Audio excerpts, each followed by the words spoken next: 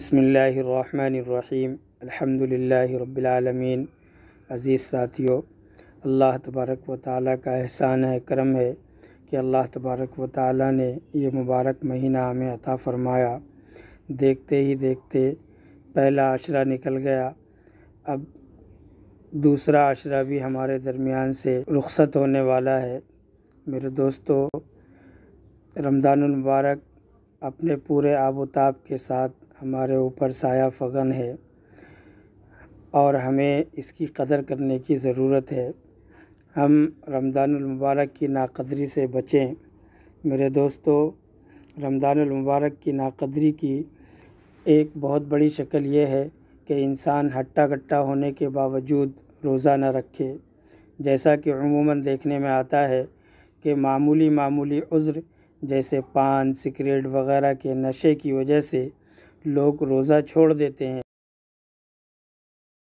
بعض تو بغیر کسی وجہ کے بھی روزہ ترک کر دیتے ہیں، اور اس سے بھی بڑا گناہ یہ ہے کہ کھلم کھلا اور علی الاعلان سڑکوں پر روزہ خوری کی۔ بعض علاقوں میں ہوٹل چل رہے ہیں، کھانے پینے کی دکانیں چل رہی ہوتی ہیں۔ یاد رکھیں، یہ سب اللہ کے عذاب کو دعوت دینے اور اس کے قہر و غضب کو متوجہ کرنے والے کام ہیں۔ اسلام کی بنیاد 5 چیزوں پر ہے۔ یہ گواہی دینا کہ اللہ کے علاوہ کوئی معبود نہیں اور حضرت محمد صلی اللہ علیہ وسلم اللہ کے رسول ہیں۔ نماز قائم کرنا، زکوٰۃ ادا کرنا، حج کرنا اور رمضان کے روزے رکھنا۔ معلوم ہوا کہ روزہ دین اسلام کا ستون ہے اور اس پر اسلام کی بنیاد قائم ہے۔ اس پر اسلام کی پوری عمارت کا مدار رکھا گیا ہے۔ لہذا جو شخص روزہ نہیں رکھتا وہ دراصل اسلام کی بنیاد اور اس کے ستون کو پامال کر دیتا ہے۔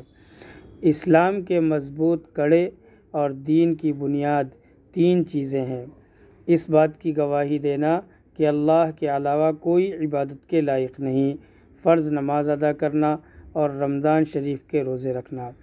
جس نے بھی ان میں سے کسی ایک کو چھوڑ دیا وہ کافر ہے اور اس کا خون حلال ہے۔ کتنی سخت وعید ہے!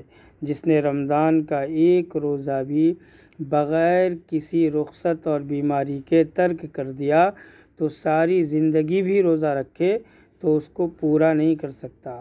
بے شک میری امت ہرگز ذلیل نہیں ہوگی جب تک وہ رمضان المبارک کے روزوں کو قائم رکھے گی۔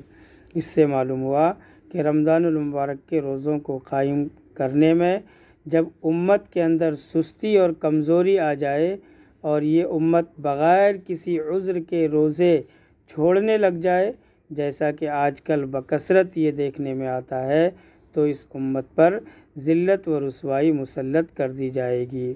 اللہ تعالیٰ تمام مسلمانوں کو رمضان کی اس بے ادبی سے اور اس جرم عظیم سے محفوظ